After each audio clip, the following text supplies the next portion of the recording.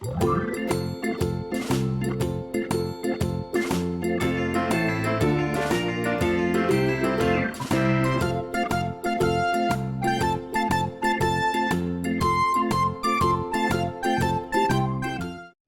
she took him into her granny.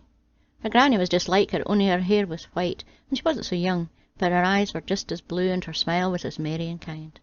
"Granny," said the lass, "I'm going with this gentleman to keep house for him, and to rid of him some bogles he has at home."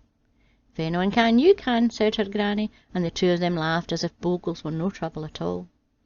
So the lass got ready, and off she went with the doctor. When he opened the door of his house and they went in, the lass wrinkled her nose and made a face. "Pfui," she said, "it smells of bogle. A proper graveyard smell," she added, looking around at the place. "They come from the Howff," he told her, as if that explained it. "I'll be bound," she said, "and to the Howff they'll go back." That night the doctor ate his meal at home instead of going to the inn. It was a good one too, for the lass got it, and nobody had ever said that she didn't know how to cook. There wasn't a sign of a bogle that night, but that was because they were biding their time and looking the lass over.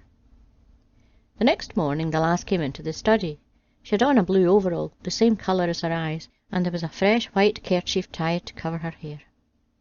"This is a proper dark old place," she said, looking about the room. "Why do you not throw back those big old blinds and open the windows to let a wee bit of sun and fresh air in?" "My mother said it would let dust in and fade the carpets," the doctor said. He remembered that from the time he was a wee lad, before he went off to his schools. "What if it does?" said she. "Can you not buy new ones?" "I never thought of that," he said. "Of course I can." So the lass pulled the curtains back and folded back the wooden blinds. Then she opened the windows wide, and the sea air came pouring in from the harbour, with the sun riding on top of it. "That's better," the lass told him. "It is indeed," said the doctor, as he took a long deep breath of the fresh, cool air. But the red-haired lass took another look at the dingy old room and frowned. "No wonder you have bogles," she said. "I never saw a place they'd like better. But I can do no more for you till time for your dinner, so I'll leave you. I'm turning out the scullery." So the doctor worked at his book, and the lass worked at the scullery, and the day went by. That night the bogles came in a crowd and gathered around the doctor's bed. "Who's the red-haired lass in the house?" asked the first bogle. "She's my new housekeeper," the doctor told him, yawning because he had worked awful hard on his learned book all day. The bogles hadn't come near him, because they didn't like all the sunlight that came into the study after the lass opened the windows. "Is she going to stay here?" they asked. "I hope so," yawned the doctor. He had had a good supper and had eaten a lot of it, and now he was so sleepy he couldn't keep his eyes open. Before the bogles had time to ask him anything else, he'd fallen fast asleep.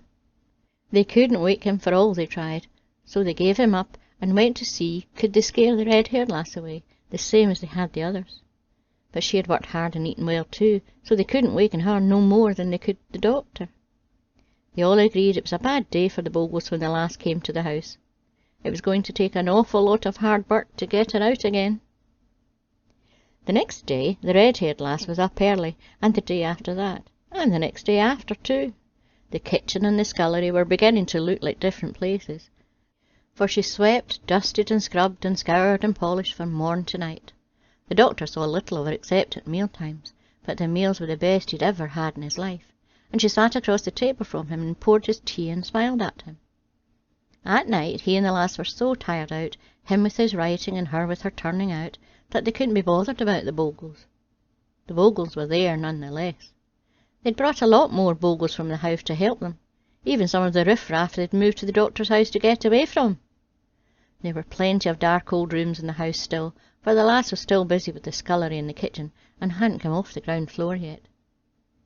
So at night the bogles tried all their best tricks that never had failed before. They swept through the house like a tempest, banging doors open and shut, wailing and gibbering, moaning and mowing, clanking chains and rattling bones and the like. It all did no good. Nobody heard them except maybe a passer-by in the street, who thought it was the wind rising from the sea, and hurried home so as not to get caught in a storm. When the end of the week came along, the red-haired lass said to the doctor, "You'd best take your pens and paper and things over to my granny's at Blairgowrie and do your writing there. I'm through with the kitchen and the scullery, and now I'm going to turn out the rest of the house." He didn't want to go, but she told him he'd got to, for he'd only be in her way. You can leave me some money to get some things I'll be needing, and to pay for help to come in to do what I can't do myself, she told him. And don't come back till I send for you, mind. So he packed up and off he went to her granny's house, as she told him to. As soon as he was gone, the red-haired lass started in again, and now she really showed what she could do. The Bogles were so upset about what was going on that one night they laid for her and caught her on the stairs as she was going up to her bed. They tried to look as grisly as they could, and the noises they made were something horrible. But the red-haired lass only stared straight through them. "Go away, you nasty thing," she said. "We won't then," they said indignantly. "We got here first, and we've a mind to stay. Why don't you go away?" "I like my work, and I'm useful here," said the lass, "which is more than you can say." "It was all fine till you came," complained one of the Bogles. "It was all wrong till I came," said the lass right back at them. "And I wish you'd stop argy-barging and let me get to my bed. I've a big day's work ahead of me tomorrow, for the painters are coming in, and the men to take away the blinds, and when they're done 'twill be all sunny and bright and a treat to see." All the Bogles groaned like one big groan. "Sunny," moaned one.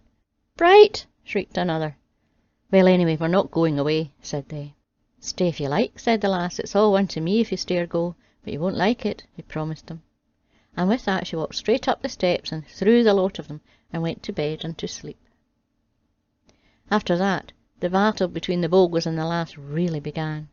You couldn't say they didn't put up a fight for it, but the lass was more than a match for them. She drove them from the first story of the house to the second, and from the second to the third, and from the third to the garret, for they couldn't stand the sunlight and brightness and followed her as she went up through the house at her work. At last they had to pack up their extra winding sheets and their chains and bones and things, and go back to the graveyard they'd come from, for the house wasn't fit for a Bogle to stay in, and even if the house was crowded, it suited them better now. Well, when the painters and carpenters all were gone, the lass found a serving maid to help her with the work, and this one stayed. But the lass didn't bother to look for a cook, for she thought her own cooking would suit the doctor best when he came back to his house. The doctor was just as comfortable in her granny's house, and just as well fed there, and everything was fine, except that he missed the red-haired lass, for he'd begun to get used to having her around. There were no Bogles to bother him at the lass's granny's house, for she had rid herself of hers a long time ago. It came to his mind that he hadn't seen much of his own Bogles lately, but he didn't miss them at all. A week went by, and then a second one, and a third one, and the doctor found that instead of writing his learned book, he'd be sitting and thinking how bright the red-haired lass's hair looked, with the sun on it, or how blue her eyes were, or how the freckles looked on her saucy little nose. He was that homesick for her. He'd even have put up with the Bogles just to be at home, with her pouring out his tea and smiling at him from across the table. So when she sent word at the end of the 4th week that he was to come back, he went off so fast that he almost forgot to thank her granny for having him, and to say good-bye. When he got back to his house, he had to step out in the road and look well at it, for he wasn't sure it was his. The windows were open from ground floor to garret, and all the heavy wooden blinds had been taken away entirely. There were fresh white curtains blowing gently at all the windows, and flower pots on the sill.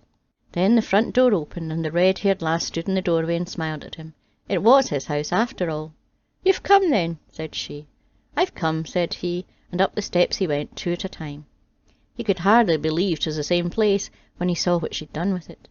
Everything was light and bright, and through the whole house the fresh sea air blew, in one window and out another, so that the place was as sweet and fresh and wholesome as the red-haired lass herself. "How about the Bogles?" asked the doctor. "They're gone," said the lass. "All of them?" "Where did they go?" asked the doctor. "Back to the Howff, I suppose," said the lass. "This isn't the sort of place Bogles would be liking to bide in." "No," said the doctor, looking around, "I can see that for myself." But he had one more question to ask, so he asked it. "Will you marry me?" he said. "Of course I will," said the red-haired lass, and she smiled at him and said, "Why else do you think I came here in the first place?" So they were married, and the doctor had no more Bogles in his house, but what he did have was 6 bairns, lads and lasses, all with red hair and blue eyes and saucy noses with freckles across them, and merry smiles, just like their mother. And bairns are better to fill a house with than Bogles ever could be, so they all lived merrily ever after. The end. Don't forget to like and subscribe, and press the wee bell notification. And a huge big thank you to all my subscribers and patrons. See you next week. Bye bye.